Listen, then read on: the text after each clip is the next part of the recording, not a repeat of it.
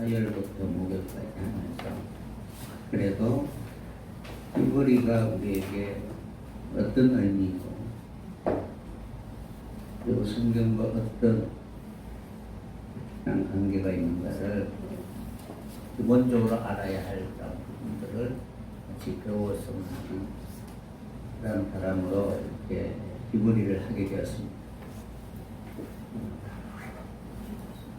휘머리라는 그 뜻은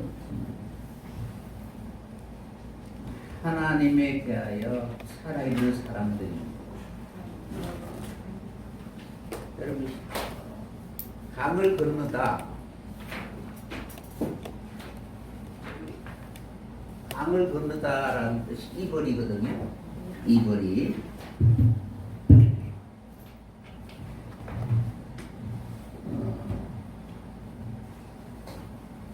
강을 건넌다는 것은 자신의 삶을 포기하고 새로운 세계를 향하여 계시나 꿈이나 소망이 없으면 결코 떠날 수가 없는 길입니다.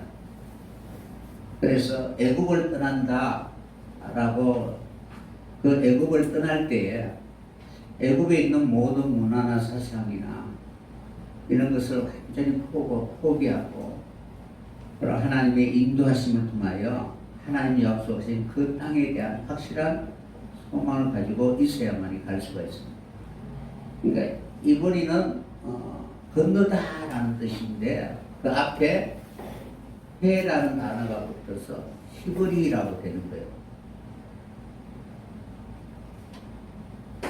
이거는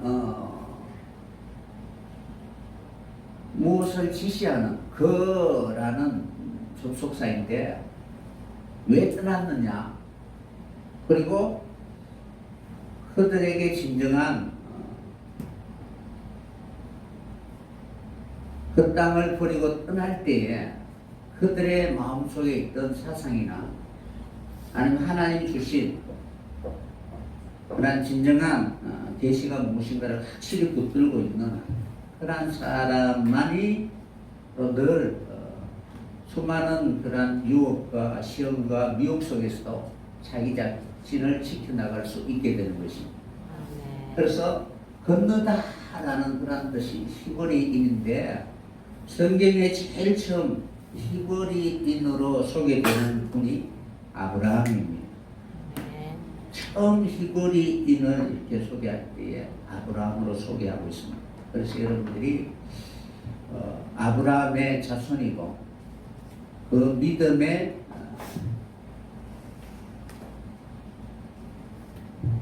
모든 그런 혈통을 이어받아 이 시대의 진정한 하나님의 약속에 참여할 수 있는 그런 사람이 되기 위해서는 왜 아브라함에게 히브리인이라고 붙여줬는가를 먼저 생각하면서 이 시대에 육체적인 그런 히브리 아니고 하나님이 우리에게 말씀해 주신 우리가 건너고 넘어서 진정한 하나님이 바라고 원하는 연단과 훈련의 과정을 다 거쳐서 진정한 히브리인이 되었으면 합니다. 그래서 히브리를 배워야 할 이유는 우리의 믿음의 조상인 아브라함이 히브리인이고 우리도 동일하게 그의 혈통을 이어받았기 때문에 여러분들이 그래도 영적으로 조상에 대해서는 좀 알아야 하겠죠. 그래서 배웁니다. 3페이지 보시면은 글자가 없는 시대에 민족의 정체성이나 개인의 생각이나 자신의 마음을 이렇게 서로 통하지 않는 다른 이질적인 사람들에게 직접 얼굴을 보고 말이 통하지 않을 때에 사용하는 수단이 바로 그림입니다. 지금 내 마음의 상태, 내 지금 생각이 어떠하다라는 것을 말이 안 통하니까, 그죠? 글씨도 없어요. 그러면은 그림을 통해서 지금 어떠한 상태다라는 것을 서로 교제할 수 있는 통역의 수단이 그림이었는데 그 그림을 문자화 시키는 것이 상형 문자입니다. 이는 단순히 그림을 소개하는 것이 아니라 문화나 생활이나 삶의 방식이 다른 사람들끼리 서로 소통하는 그런 방법입니다. 말이 안 통하면은 다투기 쉽고 오해하여서 전쟁을 일으키기 쉽죠. 그런 것처럼 우리가 충분히 그 사람의 마음을 이해하기 위해서는 그 사람의 어떤 문화나 생활 패턴이나 그림이나 이러한 것을 통해서 우리가 위로 짐작할 수가 있습니다. 그러니까 우리가 화가가 그림을 통해서 자신의 그런 영혼의 세계를 이렇게 표현하고자 합니다. 그러니까 아이들의 영혼은 아직 그려지지 않는 무엇인가는 만들어지지 않는 영혼이기 때문에 어떤 세계를 비춰주느냐에 따라서 그 세계가 어떻게 펼쳐지는가가 결정될 것입니다. 그런 것처럼 교육이 그만큼 중요한 것처럼 우리는 히브리를 통해서 하나님이 우리에게 보여주고 싶어 하시는 하나님의 세계에 대한 모든 것을 그림으로 생각할 수 있는 그러한 예술적인 그런 감각이 있었으면 합니다. 그래서 그림을 볼 때에 어떤 사람이 어떤 관점으로 보느냐에 따라서 다양하지만 그러나 그 그림을 그린 화가는 그 그림을 통해서 자신이 전하고자 하는 메시지가 있다는 사실입니다. 그러니까 여러분들이 성경을 볼 때 여러분의 관점에 따라서 각자의 그런 해석이 다르지만 그러나 하나님은 성경을 통해서 우리에게 보여주고 싶어 하시는 메시지는 동일하다는 사실입니다. 그래서 어떤 사물을 알려줄 때에 그 사물을 알려줄 수 있는 그런 방법이 그림인데 그림은 너무나 방대하기 때문에 그것을 문자한 것이 상형 문자라는 거예요. 우리 고대 벽화에 보면 그죠? 어떤 사람이 말을 타고 또 지금 뭐 하고 있다라는 그런 벽화 속에서 그들의 문화나 그들이 전하고자 하는 메시지를 우리는 알 수가 있는 것입니다. 이런 것처럼 여러분들이 히브리를 글로 보지 말고 이제 성경을 통해서 그림을 볼 수 있는 그 시대에 하나님 우리에게 가르쳐 주고자 하는 그 세계를 볼 수 있는 그런 믿음의 사람이 되었으면 합니다. 그래서 이것이 상형 문자가 이제 오늘날은 이제 표의 문자나 표음 문자나 이렇게 변하니까 그 그림을 잊어버리게 되는 거예요. 그러니까 뜻을 너무 이렇게 강조하다 보니까 그 뜻만 이렇게 생각하지 전체적인 그런 메시지나 하나님이 우리에게 보여주고자 하는 그런 세계를 잊어버릴 때가 많이 있습니다. 그래서 자신의 환경과 배경이나 가치관에 따라서 그것을 해석하기도 합니다. 보통 이제 요즘에 많이 하는 것이 이제 마음이 통하지 않는 사람들끼리 이제 부부나 이런 데 보면은 아무 말도 하지 말고 서로 눈을 마주 보면서 내 마음을 이렇게 전해보시오라고 하면서 메타 메시지를 전하잖아요. 그러면 그 메타 메시지를 통해서 자신의 마음을 이렇게 표현할 때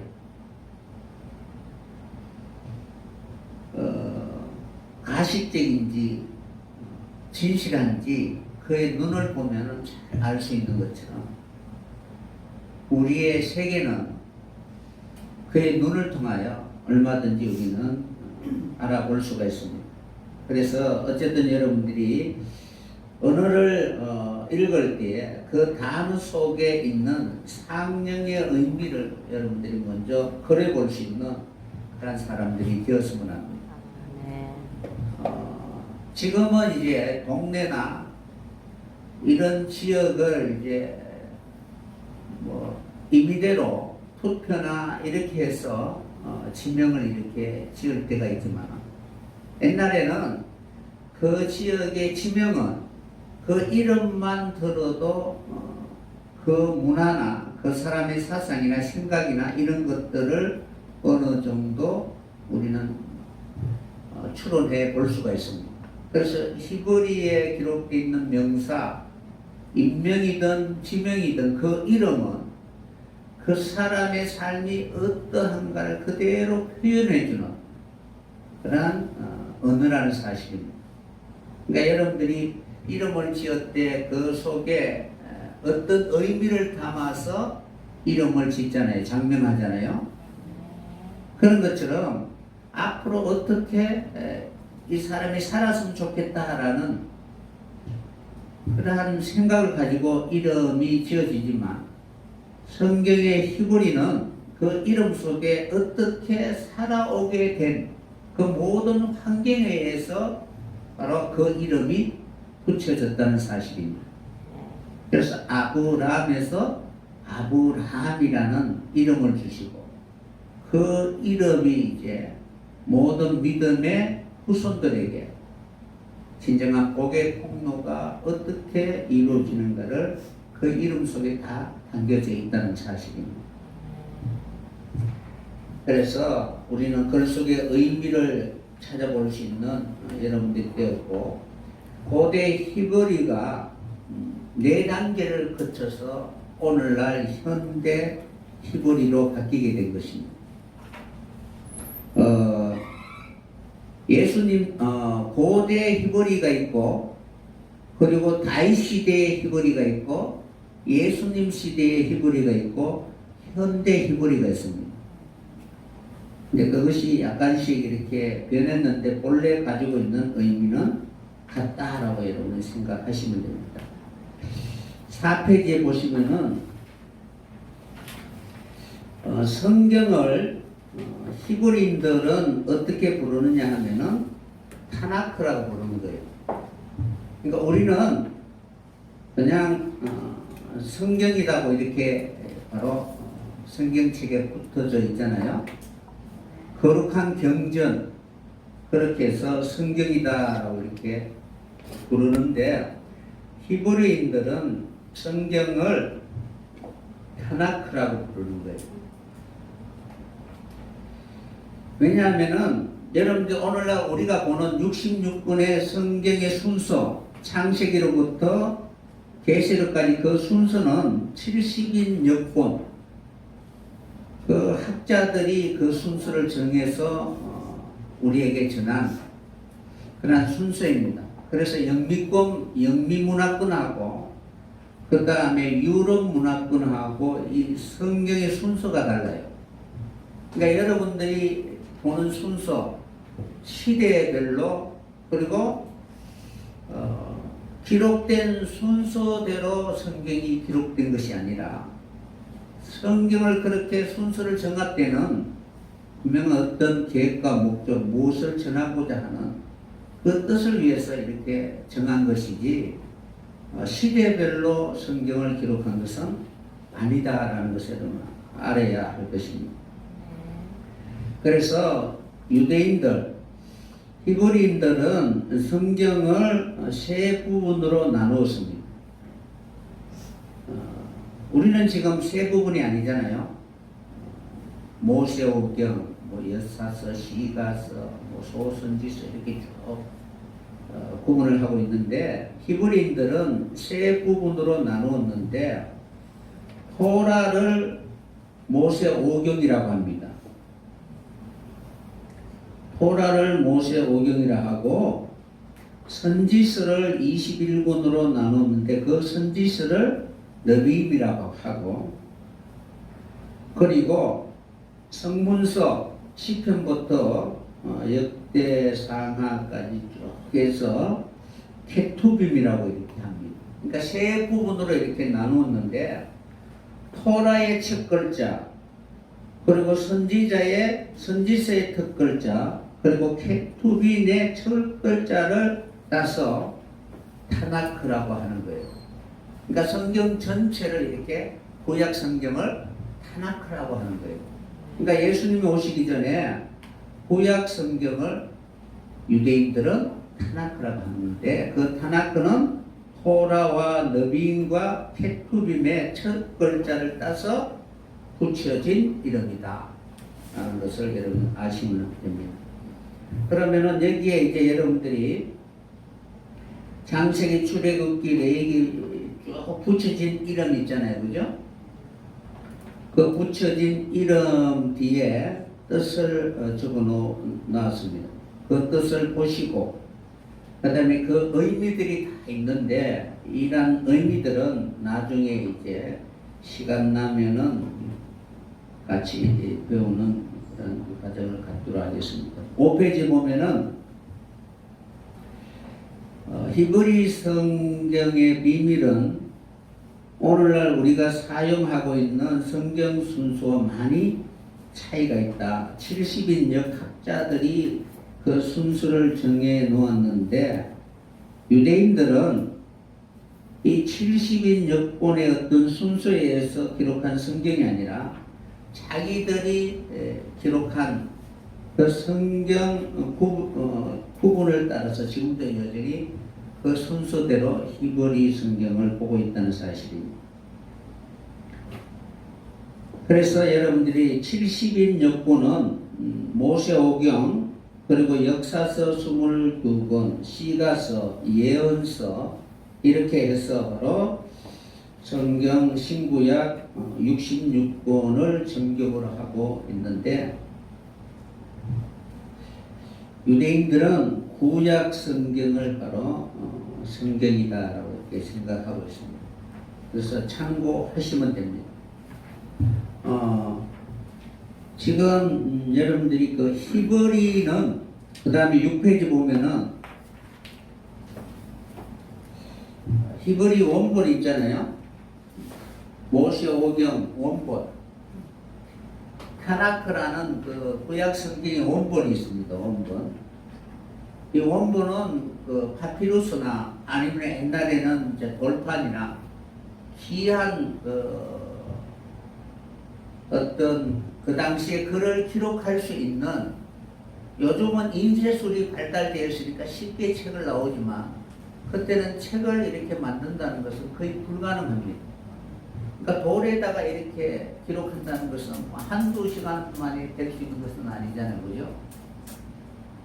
그런 원본이 오늘날처럼 많이 있는 것이 아니라 바로 만약에 돌 위에다가 기록해 놨다고 하면은 이것을 옮기거나 할 수 있는 자유로움이 없는 거예요.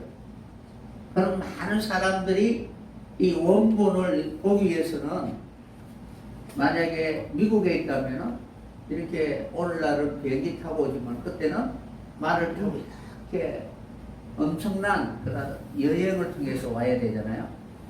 이것을 옮기는 것도 상당히 어렵잖아요. 그래서 이것을 옮긴 것을 사본이라고 하는 거예요. 그러니까 원본을 그대로 옮긴 것을 사본이라고 한다. 지금 원본은 없고 사본만 남아있어요. 근데 이 사본을 다시 그대로 복사해서 옮긴 것은 복사본이라고 해요. 복사본이라고 하기도 하고 필사본, 사본을 그대로 뺏겼다고 해서 필사본이라고 하는 거예요. 그러니까 원본하고 여기까지는 크게 이제 바뀐 건 없는데 뭐 가방끈이 조금 짧다든가 뭐 히브리에 대해서 조금 부족한 사람이 그것을 옮길 때에 어떤 단어는 잘 이해하지 못하면 자기 나름대로 이렇게 그릴 거 아니에요, 그죠? 그래서 조금씩 차이는 있을 수가 있다는 거예요. 이것을 그대로 이제 번역한 것이 번역본인 거예요. 그래서 자국말로, 그러니까 각 나라의 말로 이렇게 번역한 것이 번역본인데, 여기서 제일 먼저 번역한 것이 바로 라틴어로 번역한 거예요. 성경의 원본은 히브리로 된 원본이 있고, 신약은 헬라어로 번역됐는데, 헬라어는 헬라 사람이 기록한 것이 아니고 히브리인 학자들이 핍박을 피해서 세계 각동으로 퍼져 있는 히브리인들이 오래 살다 보니까 히브리의 정서를 다 잃어버린 거예요. 그러니까 이름만 히브리인이지 삶의 방식은 그대로 세상 사람과 별 다를 바 없었다는 거예요. 그러니까 그들에게 히브리의 정서, 히브리의 사상이나 그것을 가르쳐 주기 위하여 그들이 사용하는 언어는 헬라지만, 그러나 그 속에 히브리 정서를 가장 표현하기 쉽게 해서 그들에게 히브리 정서를 알려주기 위하여 기록한 것이 헬라어예요. 그러니까 헬라 사람들의 사상을 기록한 것이 아니고, 언어는 헬라지만 그 속에 들어있는 사상은 히브리 사상이라는 거예요. 그러니까 이 성경 전체는 히브리 사상을 기록한 것이다라는 것을 여러분들이 이해하셔야 돼요. 그래서 이것이 이제 복사본에서 번역으로 라틴어에서 이제 영어로 가고, 그 다음에 뭐 불어로 가고, 이제 각 나라로 가고, 그 영어를 다시 이제 번역해서 뭐 우리 한글 성경, 각 나라의 성경으로 이렇게 온 거예요. 그래서 차이는 조금 있겠죠, 그죠?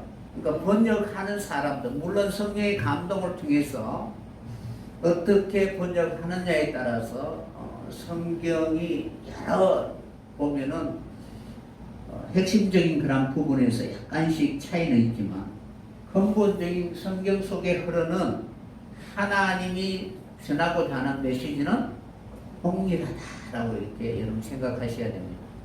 그러니까 큰 나무가 있으면은 낙엽에 따라서 어떻게 바라보느냐에 따라서 약간씩은 달라질 수가 있잖아요.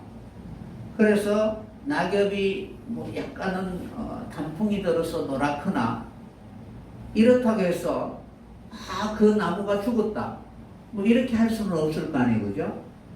그러니까 전체적인 건강, 그러니까 성경이 전하고자 하는 본래의 뜻은 변하지 않는다는 거예요. 그래서 그 낱말 하나 가지고 성경이 잘못되었니 이렇게 하는 것은 성경을 오해해서 그렇다는 거예요. 그러니까 하나님이 역사하셔서 전체적으로 하나님이 우리에게 알려주고자 하는 뜻은 동일한 그런 의미를 가지고 오늘날 모든 믿는 자들에게 그 메시지는 전해지고 있다는 사실입니다.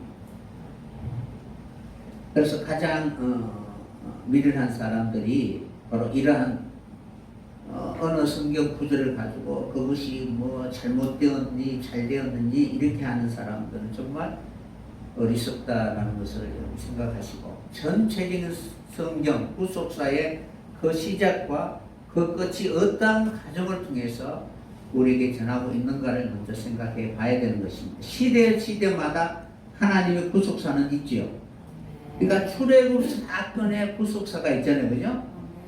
그리고 창세기의 구속사가 있고, 그리고 바벨론으로 포로를 잡혀가고 난 이후 그 속에도 여전히 하나님이 어떻게 구원을 계획하고 있는가, 이 모든 성경은 한마디로 하나님의 구속에 대한 그 사건이나 역사나 개인의 경험이나 감정이나 이런 모든 것들이 동일하다는 사실입니다. 그것을 생각하시고 성경을 여러분들이 봐야 됩니다. 그래서 성경을 볼 때에 하나님이 언어를 가르쳐 주시는 것이 아니라 그 언어를 통해서 하나님 어떻게 구속을 이루어 가는가를 우리에게 보여주고 있는 메시지다라는 사실을 생각했으면 합니다. 그러면은 여러분들이 히브리를 여러분들이 볼 때에 어떻게 봐야 되느냐 하면은 지금 세상 모든 사람들은 거의 다 헬라적 사상으로 지금 모든 역사나 문화나 종교나 성경이나 이런 것을 보고 있습니다. 그러니까 여러분들도 지금도 여전히 헬라적 사상을 가지고 보고 있다는 것입니다. 그러니까 인본주의적 사상. 그러니까 모든 역사나 일에 있어서 그 중심이 사람이라는 거예요. 그러니까 여러분들 지금 성경을 볼 때에 어떻게 성경을 보느냐 하면은 헬라적 사상, 인본주의적, 내 중심적인 관점으로 성경을 본다는 거예요. 그러나 히브리는 하나님이 보시는 눈, 하나님의 관점에서 볼 수 있는 그러한 하나님의 세계에 대하여 기록한 언어라는 사실을 좀 생각했으면 합니다. 그러면은 문장의 구조나 의미들이나 이런 모든 부분들이 궁극적으로는 우리가 볼 때는 서로 충돌이 되거나 아니면은 이해되지 않는 상충되는 그런 부분이 있다 할지라도 하나님은 그 모든 것을 다 사용하셔서 하나님의 뜻이 분명할 수 있도록 우리에게 보여주고 있다는 사실입니다. 그래서 첫 번째는 히브리를 어떻게 봐야 되느냐. 그러니까 히브리를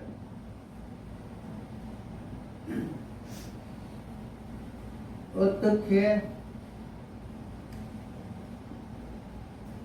보아야 하는가. 첫 번째는 서수적 개념.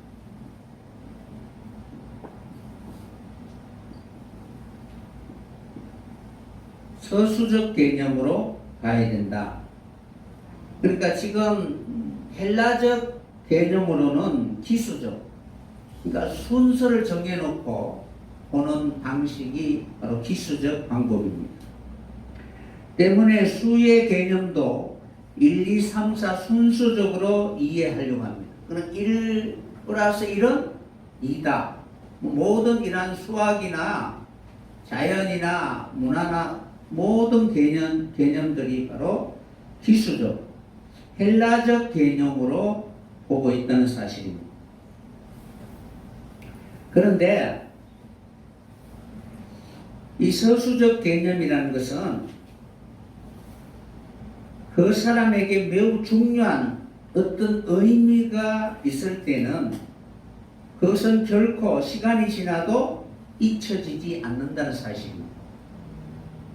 그러니까 오늘 2020년 1월 7일이 어떤 사람에게는 그냥 지나가는 하루지만 어떤 사람에게는 평생 잊을 수 없는, 그러니까 영원히 잊을 수 없는 그러한 날이 된다면 그 사람에게는 오늘은 바로 기수적 의미가 아니라 서수적 개념이다라고 생각하셔야 됩니다.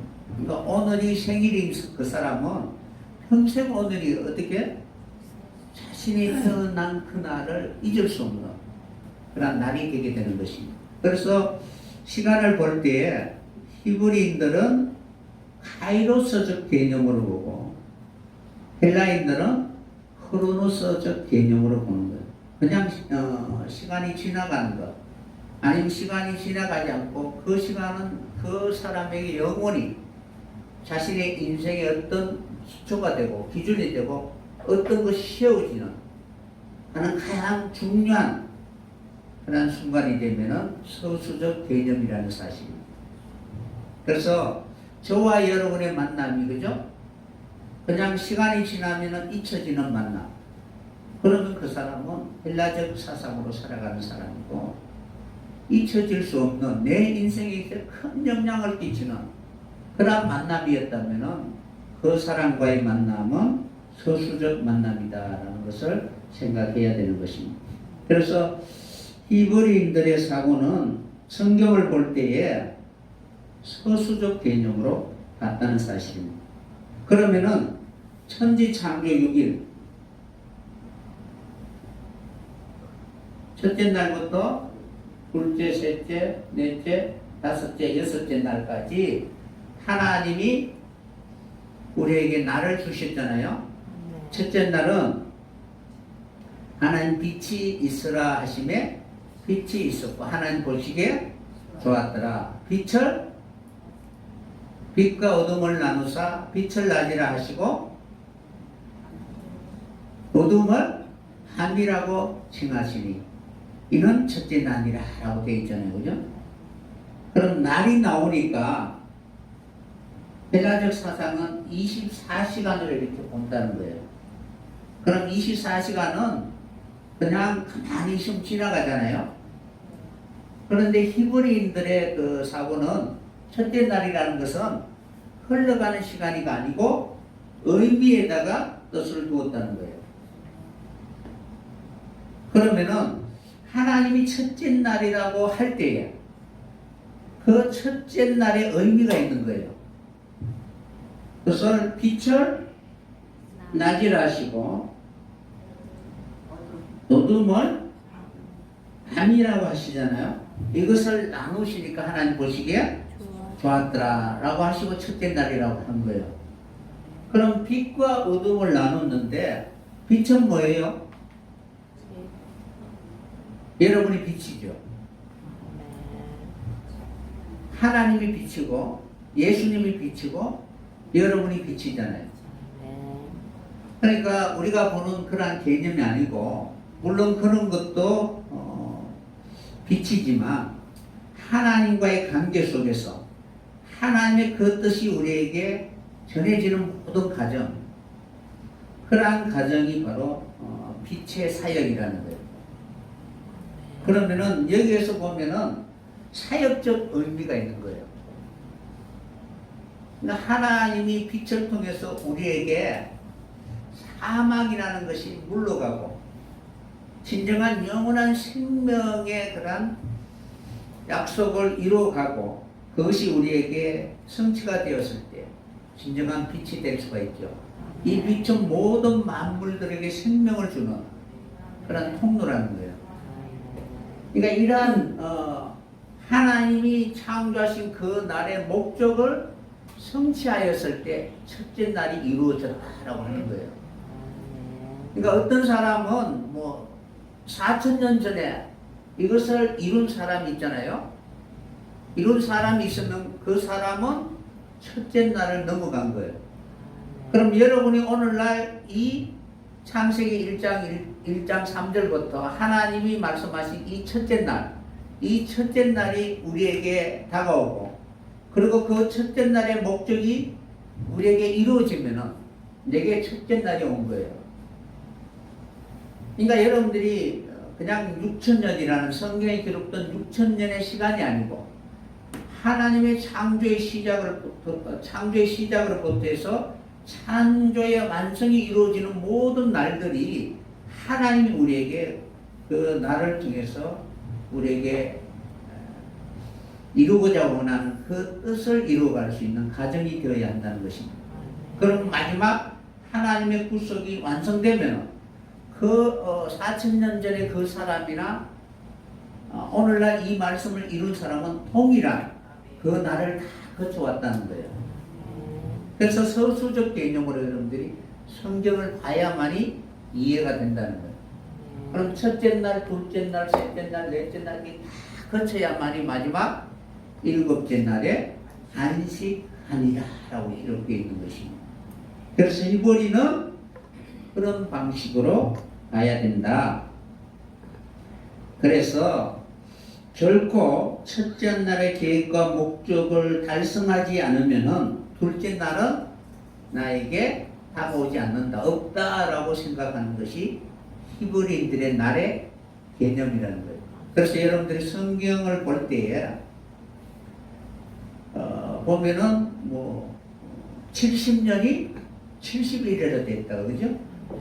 이런 거는 하나님의 창조의 계획, 목적.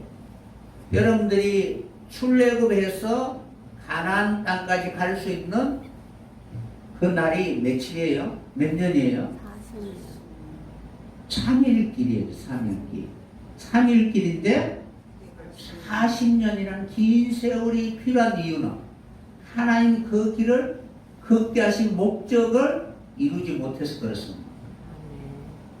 그래서 광야 40년 동안 하나님 낮추시고 치시고 겸손하게 되어 마지막 가나안 땅에 들어갈 수 있는 줬을 때 요단을 건너서 가나안 땅에 들어갈 수 있는 그 길이 열린다는 거예요. 그래서 빨리 순종하면 3일 만에 갈 수 있는 길을 순종하지 않으면 40년이 걸린다는 사실입니다.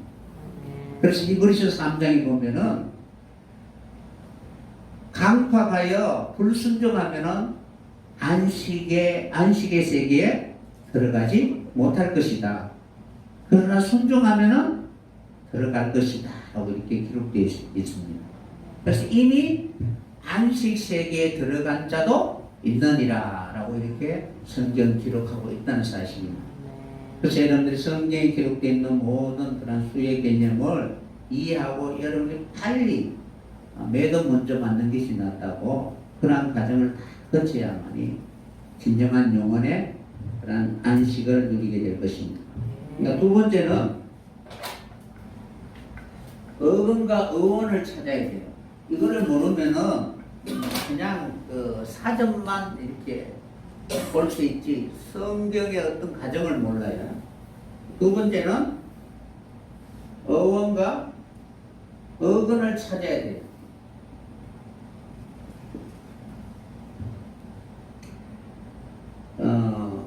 어원은 다른 방법은 없습니다. 여러분들이 히브리 단어를 많이 봐야만이 그 어근을 이렇게 찾을 수가 있습니다. 그래서 성경을 이렇게 보면은 그 속에 어근은 무엇이다. 예를 들어서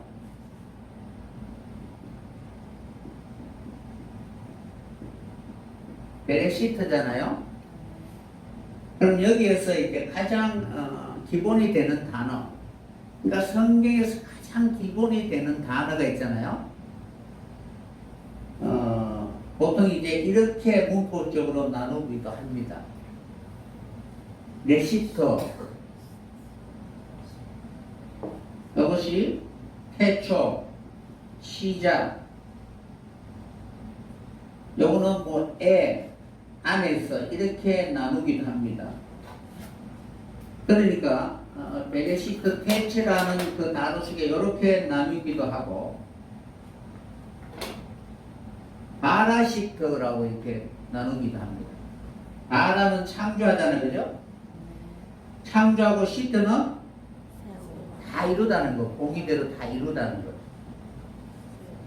창조했는데 창조자의 의도가 있을 거 아니에요, 그죠? 그냥 아무런 의미 없이 만들지는 않는다는 사실입니다. 이렇게 나누기가, 이건 다시 말하면 어원적으로 어근을 나누면은 각도로 나눌 수가 있어요. 그래서 어원이나 어근을 찾으면은 거기서 파생된 여러 단어들을 우리가 이해하게 된다는 거예요. 여기에서 이렇게 나누면은 뭐예요? 벡터. 벡터는 집이에요. 요거는 레시, 머리, 로시라는 머리. 그러니까 머리는 누구예요? 그리스도. 그러니까 그리스도의 집이 되는 것을 하나님은 이 땅에 창조하시기 위하여 태초에 나타나신 거예요. 처음부터 하나님의 창조의 목적은 하나님이 거하실 집, 성전, 하나님의 나라를 처음부터 하나님은 태초에 그것이 이미 우리에게 계시로 보여주셨다는 거예요. 그러한 의미로 이런 데 보면은 이제 히브리를 가지고 성경 전체를 여러분들이 바로 하나님의 그런 동일한 목적을 바로 찾아볼 수가 있게 될 것입니다. 그래서 하나님은 시공간을 초월하신 분이시기 때문에 피조물을 통해서 하나님은 어떻게 진정한 그런 자유를 우리에게 보여주는가를 바로 성경을 통해서 우리에게 가르쳐주고 있다는 사실입니다. 그 다음에 세 번째는 책이 있으니까 이제 빨리 나가도록 하겠습니다. 모든 언어에는 짝이 있죠. 사물들의 짝이 있고 만물들의 다 짝이 있잖아요. 그러니까 언어라는 것은 어떤 피조물을 이렇게 나타내기 위해서 사용한 단어와 그 피조물이 문화나 역사나 삶을 표현한 단어들입니다. 그래서 짝이 있다는 거예요. 그러면은 원전, 언어에도 짝이 있다.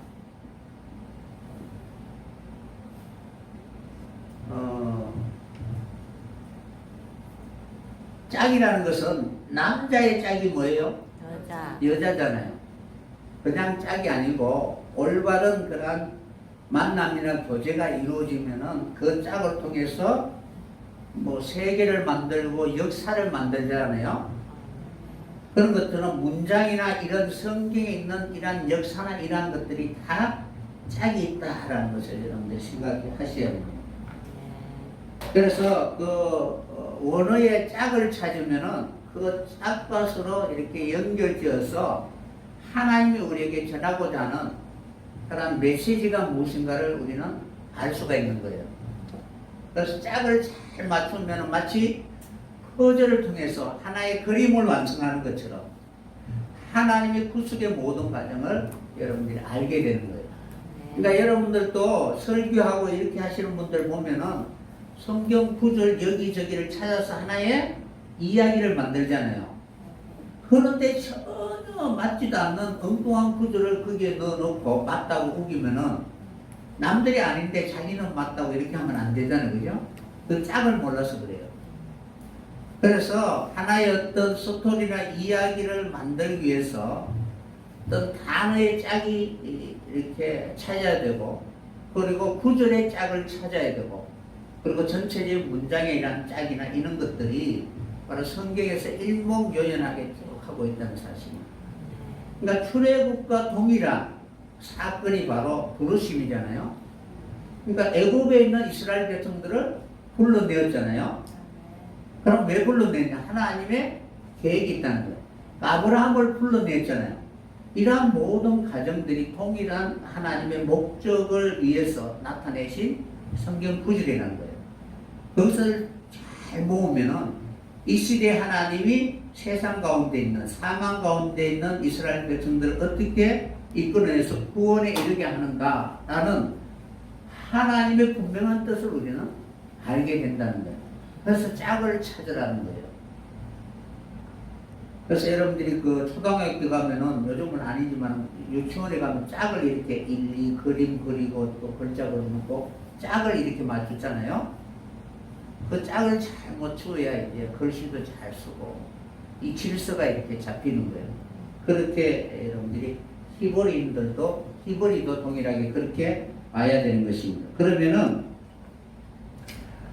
이사야 34장 16절에 보면은 여러분들 많이 보셨잖아요. 그죠? 이사야 34장 16절 한번 읽어보도록 하겠습니다. 너희는 같이 한번 따라 읽어보도록 하겠습니다. 7페이지. 너희는 여호와의 책을 자세히 읽어보라. 이것들이 하나도 빠진 것이 없고 하나도 걷짝이 없는 것이 없으리니 이는 여호와의 입이 이를 명하셨고 그의 신들이 이것들을 모으셨습니다. 아멘. 그러니까 여호와의 책은 짝이 다 있고 여호와의 신들이 모으셨기 때문에 하나님이 명령하신 그 명령이 무엇인가를 그 속에는 다 들어있다는 사실입니다. 그럼 짝이라는 것은 이제 거기에 보면은 적어놨잖아요. 그죠? 히브리 원어는 세페로, 시프라라는 단어를 쓰는데 책이다. 그러니까 책은 그냥 자기 마음대로 적는 것이 아니고 서로 본론 결론을 통해서 적잖아요. 그죠? 그럼 그것을 읽으면은 무엇을 우리에게 가르쳐 주고자 하는 그 의미를 우리는 알 수가 있는 것입니다. 짝을 우리가 잘 찾으면은 하나님의 의미를 알 수가 있는 거예요. 그러니까 성경은 계시죠. 다른 데에서 계시를 찾을 필요가 있어요, 없어요? 그러니까 하나님의 뜻을 완벽하게 우리에게 전할 수 있는 바로 완전 무한한 책이 바로 구원의 완벽한 책이 성경이라는 거예요. 그것을 짝을 잘 맞추면은 하나님의 뜻이 무엇인가를 우리는 분명하게 알게 되는 것입니다. 이것들이 그러니까 책에 기록되어 있는 여러 가지 일들이 있잖아요, 그죠?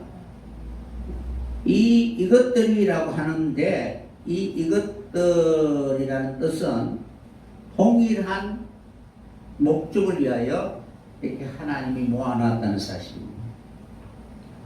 그러니까 성경에 하나님 짝으로 쭉 기록한 모든 이러한 것들이 하나님의 동일한 목적을 가지고 배열해 놓았다는 것입니다. 그러니까 이것들이 빠진 것이 하나도 없다라고 되어 있잖아요.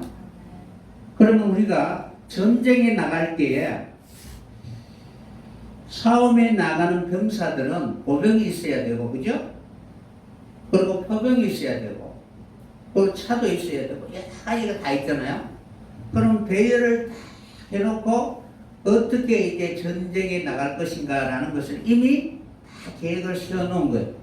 그 중에 하나를 빼버리면은 그 전투에서 승리할 수가 없겠죠. 그러니까 빠진 것이 없다라는 것은 전투에서 바로 사단장이 전쟁에 나갈 수 있는 완벽한 병사들을 배열해 놓고 이제 어떻게 할 것이다 라는 것을 이미 보면은 그 작전명을 다 알 수 있는 거예요. 그래서 소집하다, 서열을 지키다, 돕다 막 이런 뜻을 가지고 있는 것이 아다르라는 뜻입니다. 그러니까 이것들이 빠진 것이 없고 다 짝이 있다라고 이렇게 기록되어 있는 것입니다. 이것이 바로 여러분들이 성경의 전체 그 짝을 찾으면은 하나님의 메시지를 알게 되는 거예요. 그리고 네 번째는 히브리는 숫자 영감으로 되어 있다는 거예요. 뭐냐면은 히브리 단어는 똑같은 단어가 반복되면은 하나는 생략을 하려고 하는 거예요. 그러니까 생략하고 그리고 어떨 때는 빼버리고 그리고 점을 찍거나 이렇게 해서 이제 될 수 있으면 간편하게 이렇게 기록하려고 했습니다. 그렇기 때문에 히브리는 숫자 영감으로 되어 있습니다. 그러니까 성령의 감동으로 기록되어 있잖아요, 그죠? 성경은. 그러니까 영감으로 기록되어 있는데 그 영감이 히브리 단어는 숫자 점점 줄이려고 하는 그런 내용으로 기록되어 있습니다. 그리고 단어 두 단어나 세 단어 이상의 단어가 합쳐져서 한 단어를 이렇게 표현하고 있습니다. 그리고 성경은 구속사로 봐야 된다. 그래서 하나님을 잘 경외하게 되면은 하나님은 이런 자들에게 진정한 성경의 기록 목적을 성취해 주게 될 것입니다. 일곱째는 동사 중심으로 바로 성경을 해석해야 됩니다. 우리나라는 명사, 주어가 먼저 나오지만 히브리는 동사 중심. 그러니까 우리가 항상 이제 여러분들이 육하 원칙을 생각하잖아요. 그러면은 창조하셨다. 누가? 하나님이. 언제? 태초에. 무엇을? 천지를. 항상 이렇게 이제 문장을 이렇게 동사 주어, 그 다음에 왜 누가 어떻게 이것을 붙이면은 전체적인 하나님의 그 메시지를 알게 되는 거예요. 그래서 여러분들이 그 창세기 1장 1절에 보면은 창조하셨다, 봐라. 그럼 그 봐라는 것이 우리가 볼 때에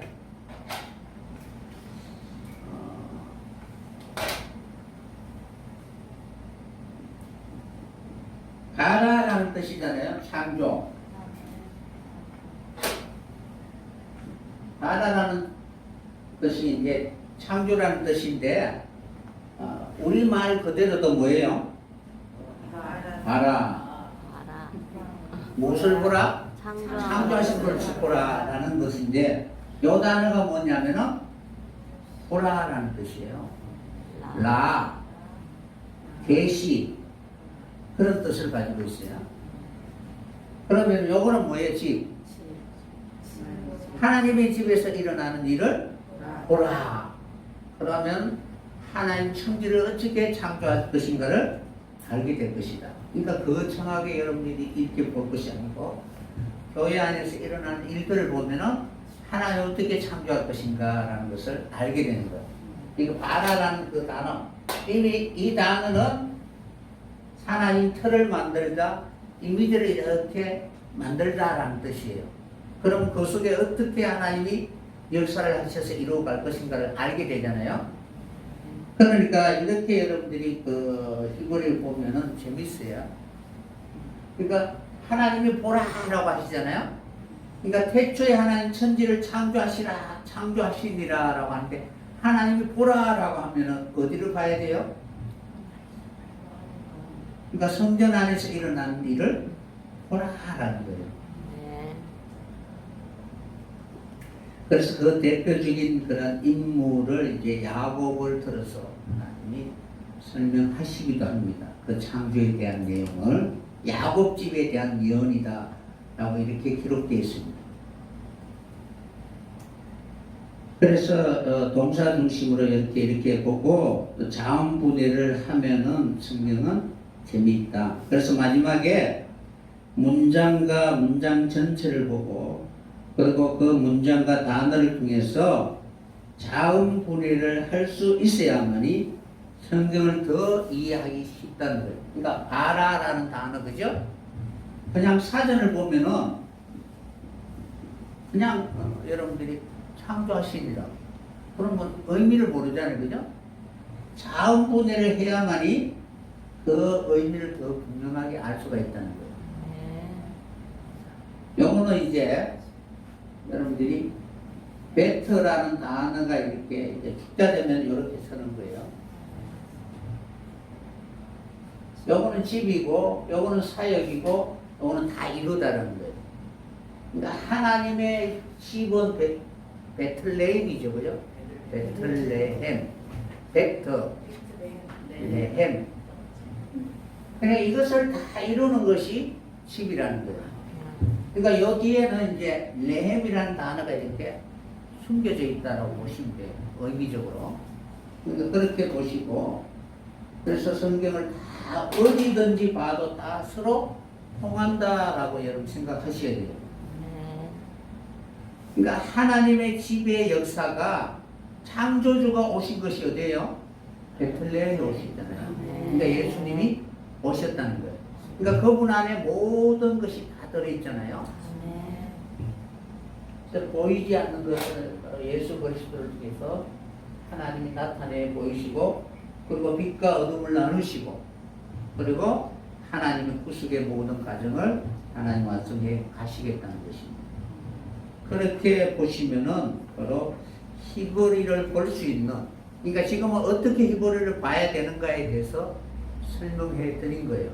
그래서 이것을 기본적으로 여러분들 알고 있어야만이 그 다음부터 이제 히브리를 이렇게 할 때에 그래도 나름대로 히브리는 이런 의미를 가지고 있구나라는 것을 바탕으로 해서 여러분들 다른 사람들에게 설명할 수가 있을 거예요.